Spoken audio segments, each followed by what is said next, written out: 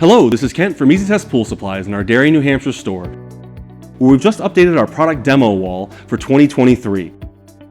With the new Raypak Crosswind 65 heat pump, let's see how we did it. The first step is to adapt the existing unions to our existing plumbing. Our plumbing is a 2-inch, and so we want to use an 1.5-inch adapter to allow us to couple to a 2-inch pipe. When adapting the plumbing, it's important to use both primer and glue on the fittings, and more importantly, allowing them to set before running water through the unit. It is important when installing a heat pump, especially when running a salt system, to install a Sacrificial Zinc anode to take any sort of corrosion away from the heat pump and into the anode. Once we've made all the connections to the Crosswind 65 heat pump, let's take a look at some of its features. This brand new heat pump for 2023 has a much smaller footprint than comparable heat pumps. It has a side discharge fan which allows it to be placed in tight places like underneath of a deck.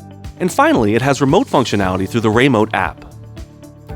This has been Ken from Easy Test Pool Supplies. Thanks for watching.